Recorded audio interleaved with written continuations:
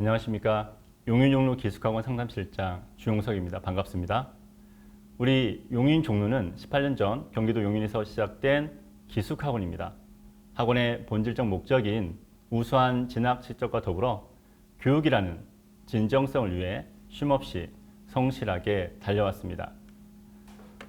학원 최초로 강사 성적 실명제, 강사 선택 수업 제도, 체계적 관리 프로그램, 필수와 선택 수업, 인강 시스템 구축, 학생 개별 파일, 입시 토크쇼, 1.5학기, 멘탈 상담 시스템 등 프로그램의 개발과 투자로 3년 연속 만점자를 배출했고, 그간의 노력의 보답으로 각종 매스컴의 인증을 받으며 종로와 종로인의 명예로 학원을 일궈왔습니다.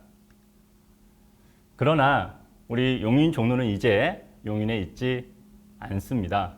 작년 그러니까 2020년 12월 5일에 이사했습니다.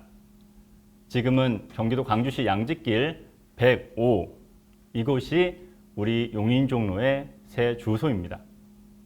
학원 규모는 3배 커졌고, 그러나 모집 정원은 150명 줄여 250명입니다. 1인 1일 독서실을 구축했고, 헬스장, 운동 공간, 산책로 등 학생들의 복지 부분에 주안점을 두었습니다. 여러분, 이제 6월 모평이 끝났습니다. 우리는 수능의 반환점을 돌았습니다. 남은 절반의 시간은 도약의 시간이어야 할 것이고, 이제 다시 시작하고자 하는 반수생들에게는 결단의 시점이어야 할 것입니다. 이에 입시 명문 용인 종로는 우리의 입시 노하우를 아낌없이 풀어 결단과 결정에 도움이 되고자 합니다. 내용은 크게 여러분들의 점수를 책임질 학습 전략 프로그램과 나를 도두어 일으킬 관리 프로그램을 나누어 진행하도록 하겠습니다. 우리 학원의 수업은 필수 수업과 선택 수업으로 구성됩니다. 필수 수업은 모든 과목에 대한 안정적 시간 배분으로 균형 있는 공부와 시간 투자를 도와줄 것이고, 선택 보충 수업은 단기간에 부족한 부분을 마스터하여 점수를 끌어올릴 것입니다. 예를 들면 국어는 필수가 주 5시간입니다. 여기에 점퍼 국어라 해서 등급별로 나누어 한 달 안에 등급의 점프업을 도와주는 특강이 진행됩니다. 또한 비문학 2지문 프로젝트도 진행됩니다. 지문 2개, 8개의 문제를 주 3회 꾸준히 풀어서 비문학의 실력을 끌어올리는 프로그램으로 한 달에 한 권 풀게 되어 있습니다. 참고로 이 문제집은 우리 학원의 드림국어팀에서 직접 제작한 문제집으로 용인 종로에 오셔야만 받을 수 있습니다. 자, 이제 우리의 아킬레스, 수학, 용인 종로에서 시원하게 해결합니다. 수학은 필수가 8시간에 여러분들에게 레벨업을 제공합니다. 레벨 1에서는 개념 정리를 한번 받을 수 있고요. 레벨 2는 실적 문항을 연습합니다. 레벨 3는 준킬러와 킬러를 잡아줍니다. 이 레벨업 수업은 총 3분의 선생님께서 담당하고 계시고, 일단 신청을 하게 되면 개별 상담 및 개별 코칭을 받게 됩니다. 우리 학원에서 수학 안 되는 학생은 없습니다. 여러분들의 수학 고민을 용인 종로에서 해결해 보시기 바랍니다. 영어는 절대평가 이후로 많이 소홀해진 과목입니다. 수능에서 소홀해도 되는 과목은 없습니다.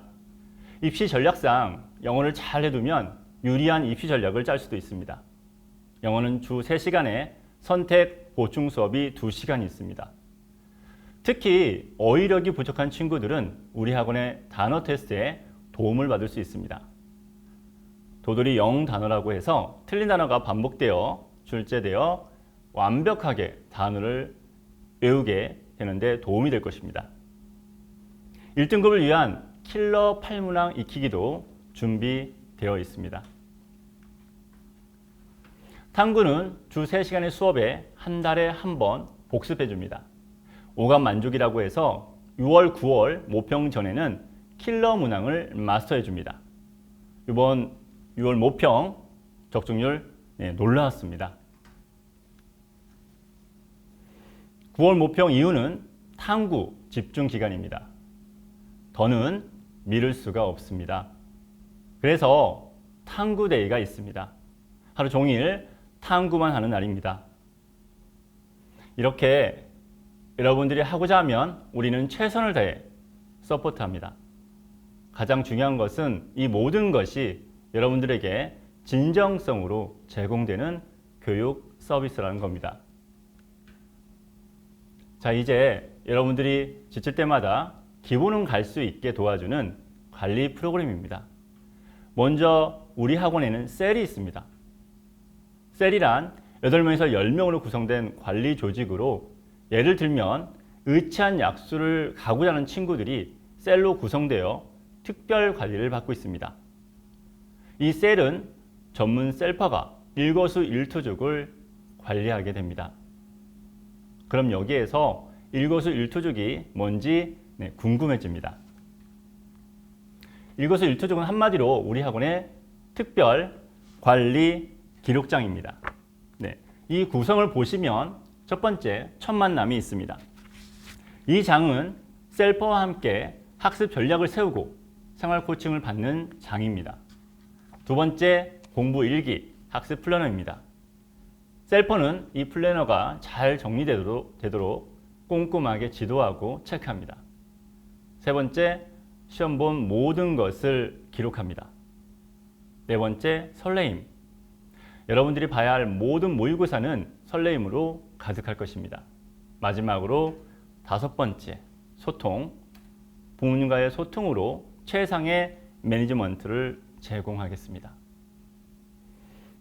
이 세심한 기록은 여러분들을 다시 일으킬 것이고 전문 셀퍼에 의한 치밀한 관심과 배려를 받을 수 있게 할 것입니다. 질문 시스템, 궁금하실 텐데요. 우리 용인 종로는 개인별 질문 데이터를 구축하고 있습니다. 개인별로 과목별 질문 선생님, 질문 횟수, 질문 내용 등의 데이터를 구축해 균형감 있고 틈이 생기지 않는 학습 스케줄을 소화할 수 있도록 지도하고 있습니다. 그 다음 인강 시스템. 잘하면 약, 못하면 치명적, 독. 이것이 인강입니다. 그래서 우리는 이것도 관리하고 있습니다. 학생이 인강 신청을 하면 인강 플랜 매니저가 상담을 하여 매칭을 시킵니다. 학생은 인강 플랜을 작성하여 수강 과목, 수강 기간, 수강 시간, 진도표 등을 기록하게 되어 있고, 인강 매니저는 수강 기록 데이터를 구축해서 인강과 성적 향상의 관계성을 분석하여 정말 인강이 보약이 될 수 있도록 지도하고 있습니다. 마지막으로 테스트와 테스트 관리에 꼼꼼함이 있습니다. 원래 모의고사는 매월 1회에서 2회 실시합니다. 영단어 시험은 주 3회, 영어 듣기 평가도 주 3회, 국어 비문학 2지문 시행하고 있고요. 국수형 체크타임은 각각 주 3회 20분 동안 시행하고 있습니다. 특히 개인의 테스트 내용과 결과는 자기평가와 함께 대책을 세워 개인 맞춤 관리 노트, 일거수 일투족에 빠짐없이 기록하게 되며 셀퍼의 코칭을 통해 일신울신 되도록 지도하고 있습니다. 여러분, 우리 용인 종로는 지난 18년간 그래왔듯이 앞으로도 단 하루의 소홀함 없이 연구하고 개발하며 잘 관리하고 잘 가르치겠습니다. 또한 우리는 교육한다는 보람으로 마음을 채우고 여러분을 응원하겠습니다. 남은 시간을 잘 가꾸십시오. 꼭 원하시는 바를 이룰 수 있는 노력의 시간이 되시기를 바랍니다. 감사합니다.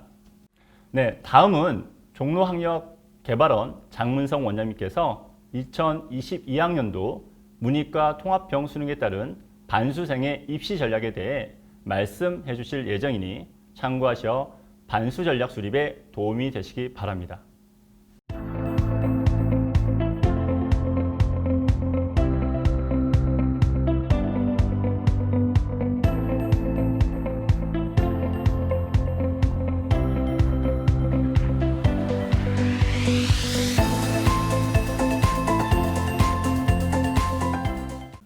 네, 종로학력개발원 장문서 원장입니다. 오늘 용인종로기숙학원 반수전략 설명회 2부를 맡게 되었습니다. 앞에서 이제 일부 학원에 대한 소개를 여러분들이 들으셨고요.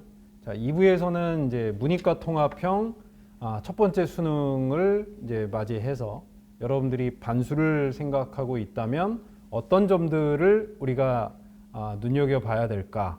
뭐 이런 전략에 대한 얘기를 좀 정리를 해보려고 합니다. 제가 오늘 소개하는 내용을 크게 보면 한 4가지 정도로 정리를 한번 해봤는데요.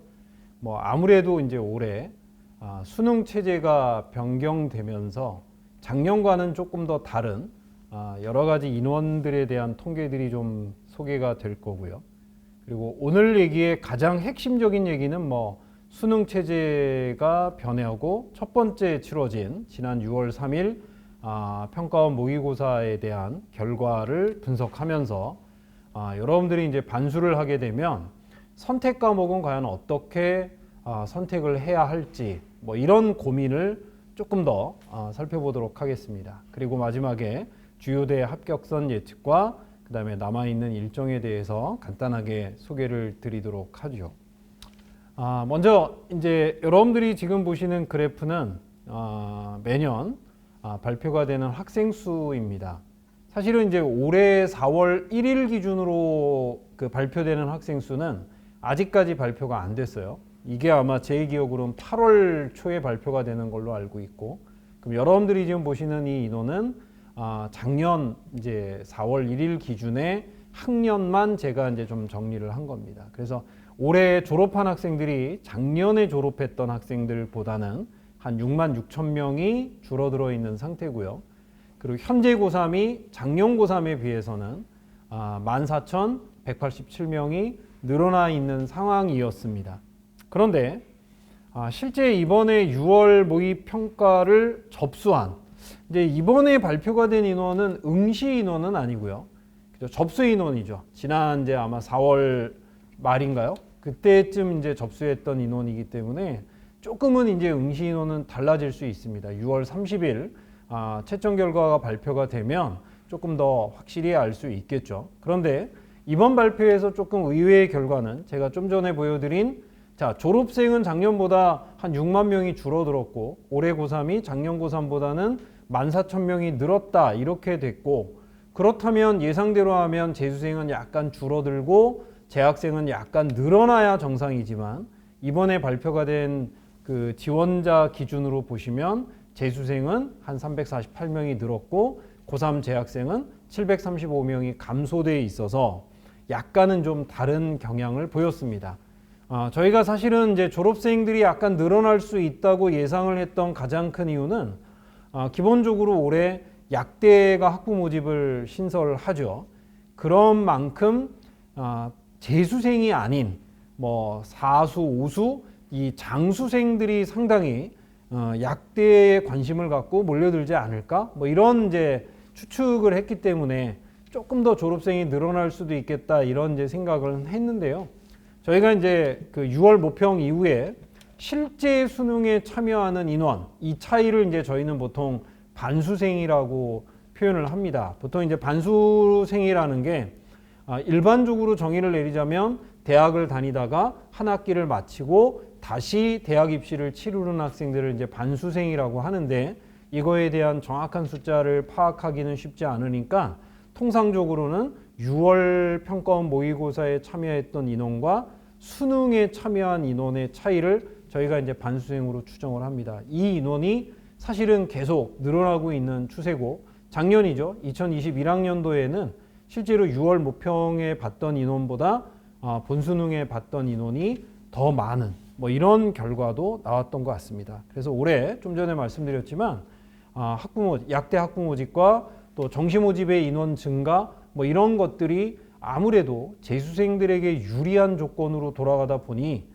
재수생뿐만 아니라 저희가 예상할 땐 이 반수생도 상당히 문의도 많고 좀 더 늘어날 거라고 하는 생각을 하게 됩니다. 아마도 그런 결과가 나타나지 않을까 예상하고요.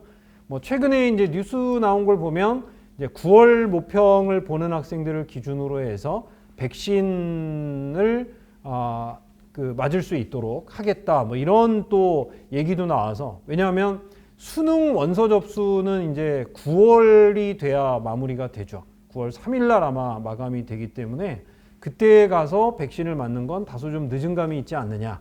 그래서 그 전에 맞기 위해선 현실적으로 이제 9월 평가원 모의고사를 아마 이제 6월 말 7월 초에 원서 접수를 하게 될 텐데요. 그때 인원을 가지고 백신을 맞을 수 있도록 하겠다. 이런 이제 소식이 있기 때문에 아마도 이제 작년에 비해선 9월 모평에 참여하는 인원은 또 대거 늘어나지 않을까. 이런 예측을 좀 해봅니다. 자, 문이과 선택에 대한 인원도 지금 보시는 것처럼 앞에서 계속 얘기했지만 이제 이과 학생들에 대한 이과에 대한 모집 단위들이 굉장히 많이 늘어났어요. 약대 학부 모집도 있고요. 그 다음에 건국대 글로컬 캠퍼스의 의대가 올해 이제 의전원 체제를 지우고 학부 모집을 또 시작을 합니다.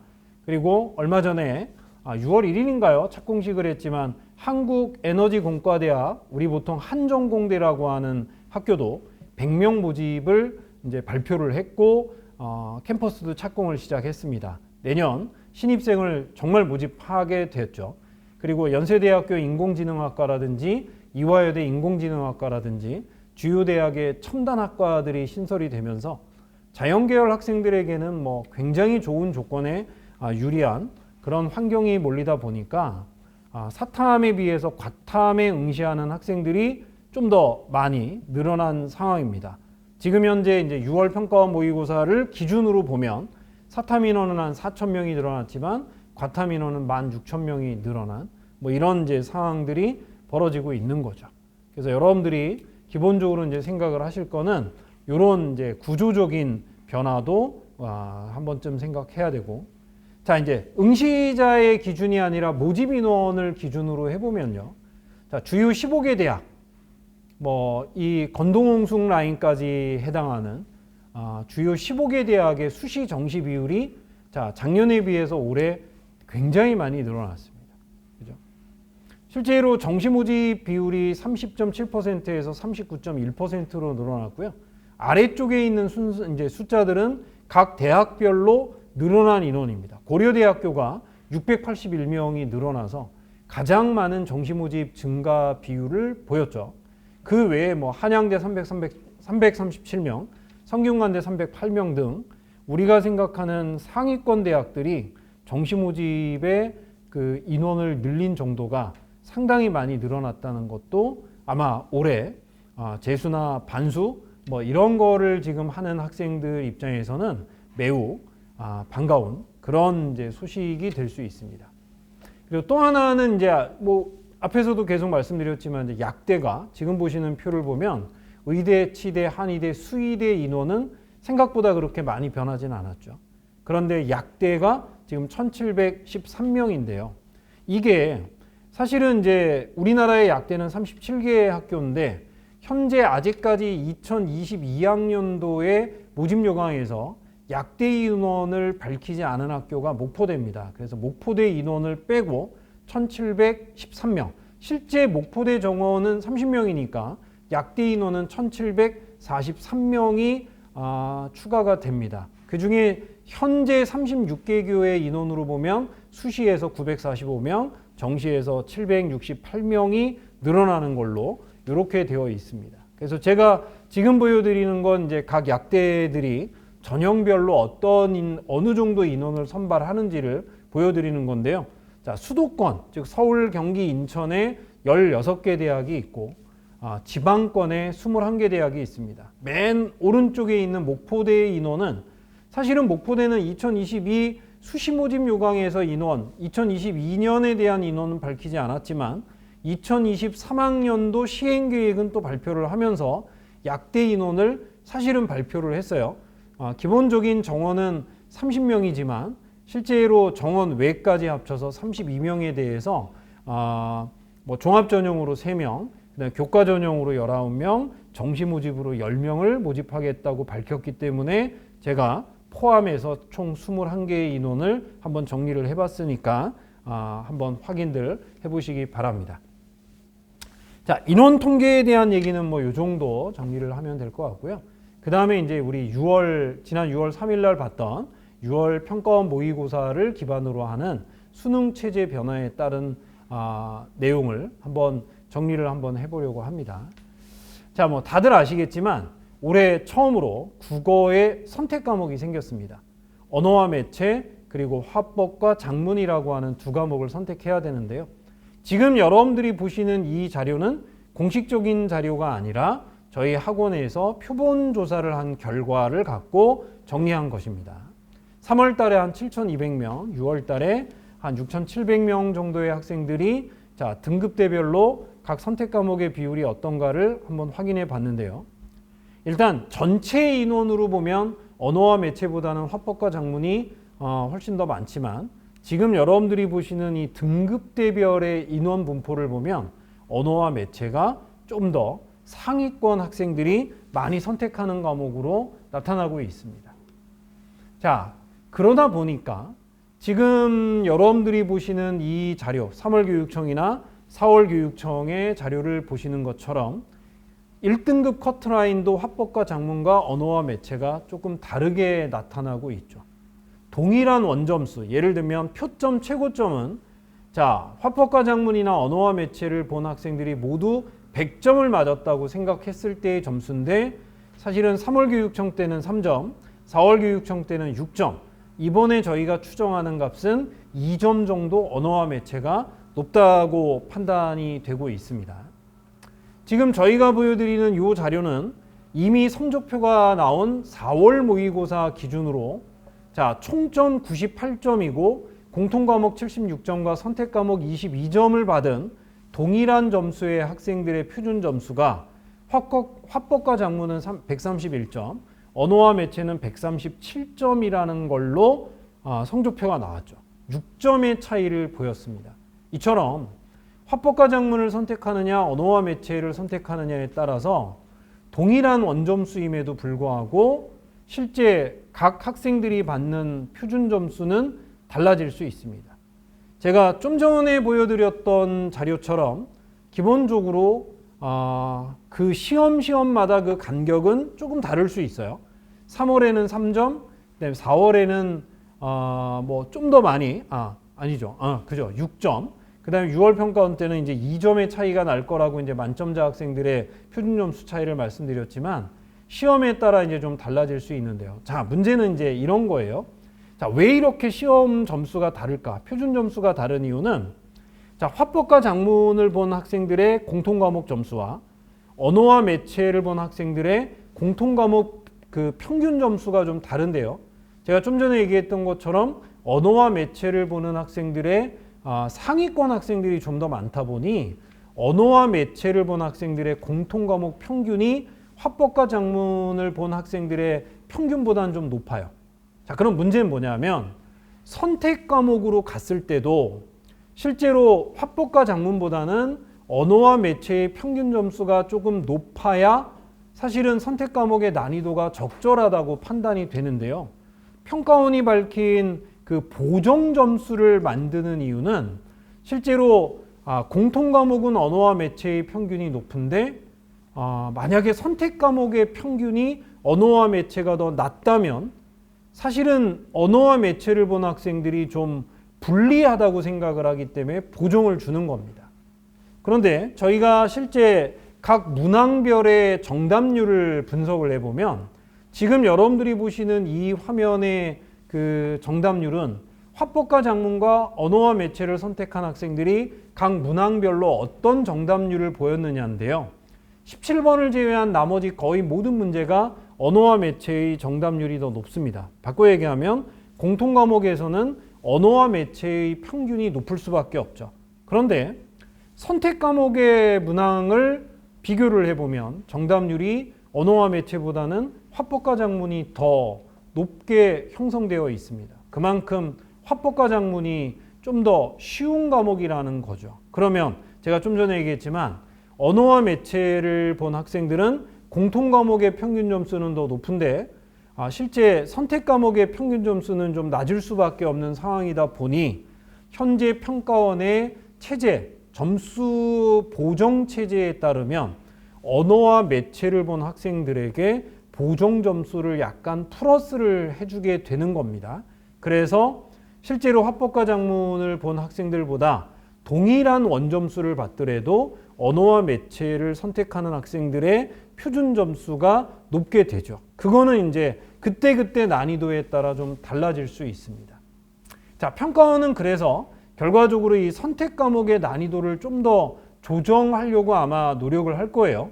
그래서 아마 9월과 뭐 앞으로 이제 진행되는 교육청 모의고사에서도 저희가 예상할 때는 화법과 작문은 좀 더 어렵게, 언어와 매체는 조금 더 쉽게 돼서 두 선택 과목 간의 편차를 좀 줄이려고 할 텐데, 자, 여기서 이제 문제는 언어와 매체를 좀 더 쉽게 냈을 때 상위권 학생들이 좀 더 많은 언어와 매체 선택자들 중에서 언어와 매체를 굉장히 좀 쉽게 풀고 공통 과목에 좀 더 시간을 많이 할애하다 보면 공통 과목에서 또 점수가 높아지는 이런 현상들이 나타날 가능성이 있다고 생각을 합니다. 그래서 저희가 이제 기본적인 결론을 내리는 건 지금 반수를 고민하는 학생들이라면 선택 과목에 대해서 아직은 좀 미정일 수 있고 좀 조심스럽게 선택할 수 있는 경우잖아요.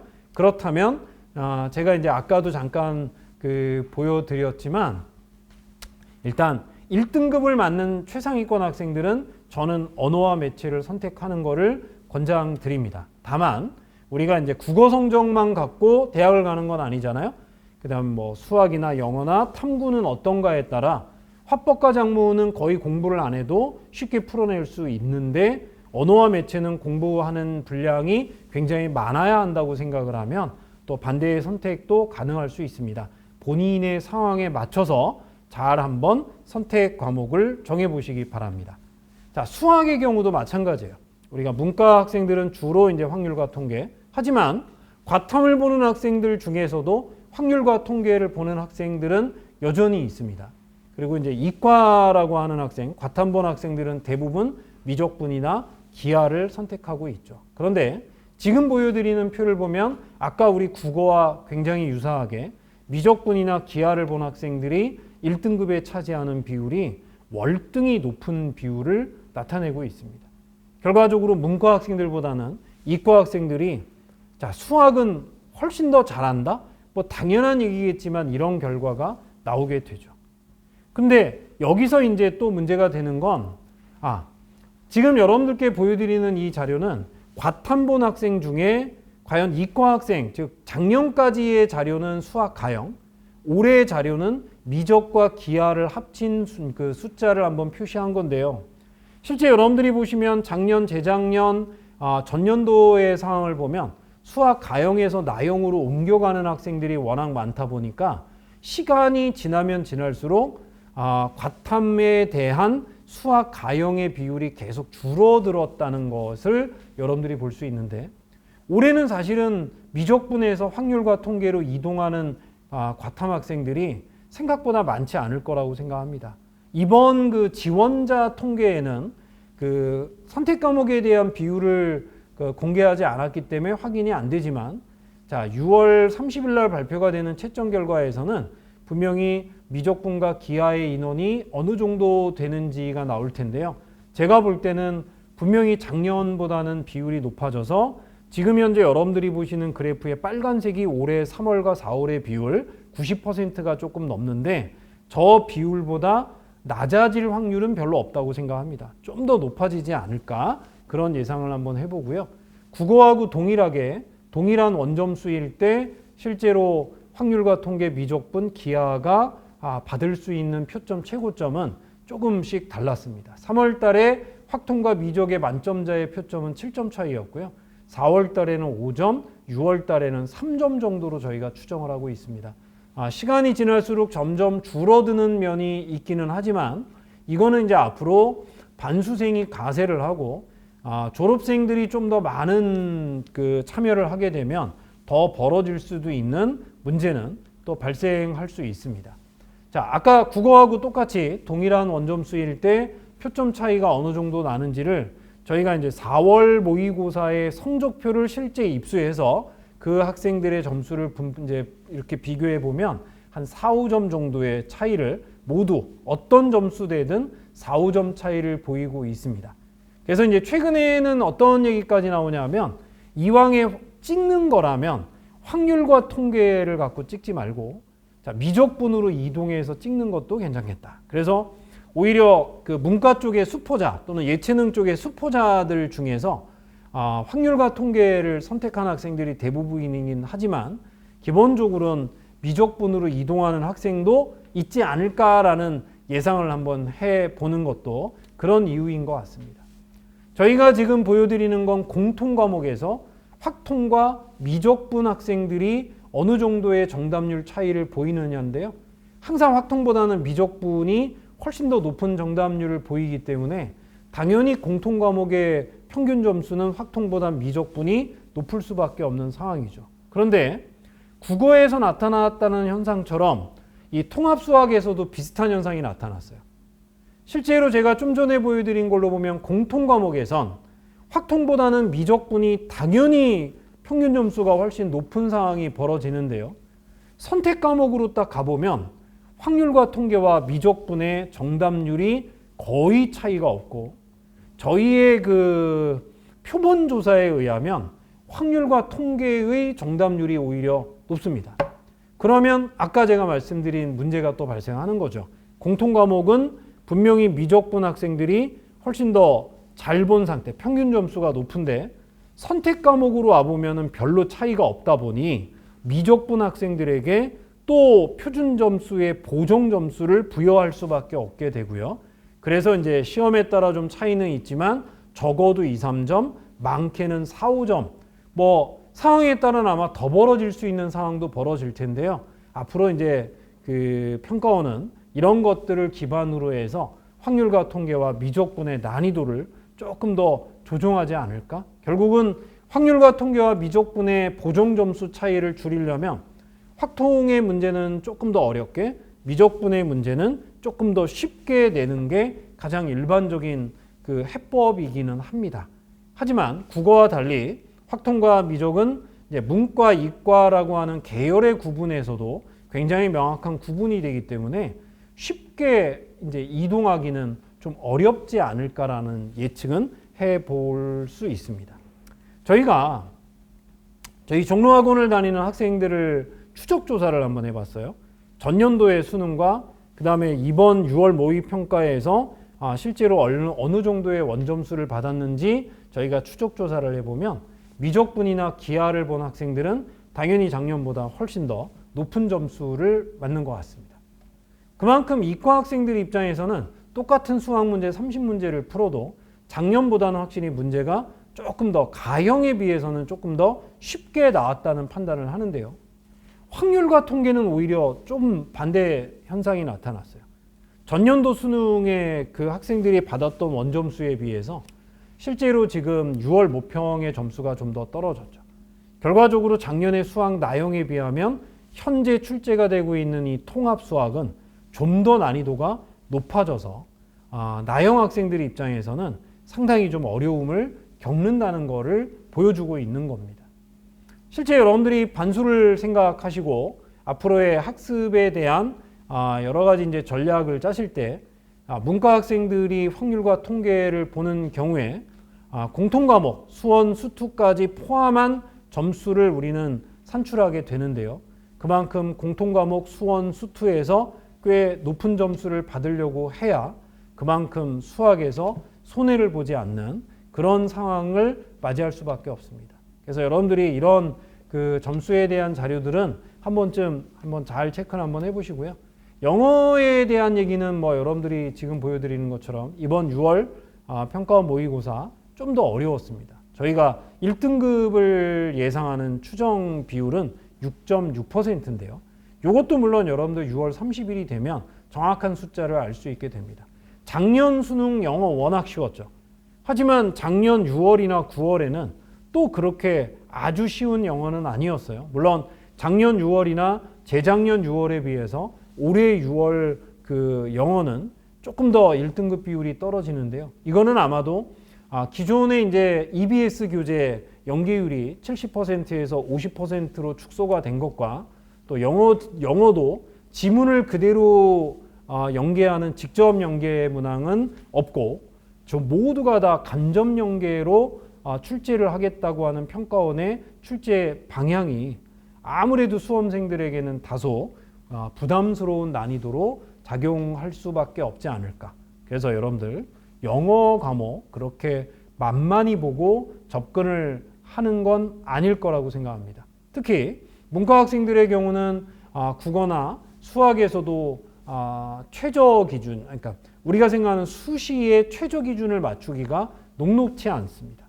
영어에서만큼 확실히 최저 기준에 맞는 등급을 확보하는 것도 여러분들이 뭐 정시 모집을 기준으로 해서 모든 입시 전략을 세우긴 하지만 뭐 논술이라든지 최저 기준이 또 필요한 전형들도 지원을 하죠. 그리고 또 최근에는 학생부 종합 전형에서 또는 학생부 교과 전형에서 기본적으로 최저 기준을 요구하는 전형들이 또 많이 만들어졌기 때문에 여러분들이 또 최저 기준을 충족하기 위해서 영어는 충분히 1등급, 2등급을 확보하려고 노력을 하셔야 할 것 같습니다.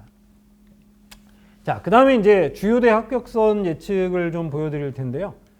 최근에 이제 논란이 되고 있는 자연계열 학생들이 인문계열 쪽으로 교차 지원을 할 수도 있다. 뭐 이런 것 때문에 저희가 3월 달 기준과 그 다음에 6월 달의 기준을 가지고 어느 정도의 학교 수준들이 동일한 점수대가 되는지를 한번 정리해 드린 겁니다. 물론 이 부분은 제가 좀 전에 보여드린 3월과 6월 서로 다른 결과들이 나타나는 거는 시험의 난이도나 뭐 선택 과목에 따른 유불리 뭐 여러 가지를 이제 고려해야 되지만 실제 여러분들이 보시는 것처럼 뭐 건동옥 라인 정도의 이과 학생들이 실제로 중대나 한양대의 문과로 교차를 하더라도 점수가 약간 상향될 수 있는 수준까지 나올 수 있기 때문에 보통 한 등급 이상이나 두 등급까지도 학교의 수준이 바뀔 수 있는 건 현실적인 얘기입니다. 그러면 여러분들이 과연 이과와 문과 중에 어느 쪽을 선택할까에 대한 고민도 한 번쯤은 해두는 것이 필요하지 않을까. 물론 수능이 끝나고 나서도 정시 모집까지는 굉장히 많은 시간이 있으니까 지금 너무 깊이 고민하지 마시고요. 이제 각 시험마다 이런 상황들이 벌어지고 있다는 거 한 번쯤 체크해 보시면 될 것 같고, 그 다음에 자 의대, 치대, 한의대, 수의대, 약대, 특히 이제 올해 처음 학부 모집을 하는 약대는 과연 어느 정도 수준일까? 뭐 이런 것들에 대한 고민이 있는데 지금 보여드리는 이 정도 수준이 되지 않을까라는 게 저희의 가장 기본적인 예측입니다. 한 번쯤 여러분들 한번 확인해 보시고 앞으로 이제 모의고사를 보고 특히 이제 학원으로 오시게 되면 이제 매달 모의고사를 보죠. 그 모의고사를 보면서 내가 부족한 점수가 어느 정도 되는지, 그럼 어느 과목에서 어느 정도의 점수를 보완해야 되는지 학원 선생님과 잘 고민하셔서 전략을 세우시면 될 것 같습니다. 자, 오늘부터 이제 수능까지 남아 있는 날은 161일입니다. 이 161일 동안 여러분들이 남아 있는 기간에, 그리고 뭐 저희 이제 용인종로학원은 6월 반수반 개강을 1차 6월 20일, 2차 7월 4일 날 개강을 합니다. 자, 6월 20일 날 이제 개강을 하면 아마 수능까지 150일이 남은 날이 될 겁니다. 그 5개월 정도가 되는 시간 동안 여러분들이 갖고 있는 모든 역량을 끌어올릴 수 있도록 아마 용인종로 기숙학원에서는 최선을 다해서 프로그램도 준비를 하고 여러분들을 맞이할 그럴 준비를 하고 계실 겁니다. 뭐 앞으로 이제 6월 30일 날 이번 6월 모평 채점 결과가 발표가 되고 나면 아마도 이제 8월 달에 수능 원서 접수를 하고요. 그리고 제가 아까 잠깐 말씀드렸지만 9월 모의평가를 보기 위해선 미리 원서 접수를 해야 되는데요. 이번 9월 모의평가 원서 접수를 통해서 수능에 참여하는 학생들의 백신 그 접종 여부를 아마 결정하는 할 수도 있다고 합니다. 그래서 혹시 지금 학원을 다니지 않는 학생들은 6월 말 7월 초에 진행되는 9월 평가원 모의고사 원서 접수도 잘 꼼꼼히 챙겨서 볼 수 있도록 해야 하지 않을까 이런 생각을 하고요. 여러분들 아마 9월 1일 날 보는 이제 9월 평가원 모의고사까지 보시고 나면 수시 원서 접수를 하고 수능 준비까지 열심히 공부하시게 될 것 같습니다. 자, 이제 서서히 반수를 시작해야 될 시기가 다가오고 있습니다. 여러분들 선택 과목이라든지 여러 가지 미리 결정하셔야 될 부분들에 대해서 좀 더 고민하시고 6월 20일 날 용인 종로학원 기숙학원에서 여러분들을 뵐 수 있으면 좋겠습니다. 자, 오늘 제 얘기는 여기까지 마무리하겠습니다. 지금까지 설명해 들어주셔서 고맙습니다.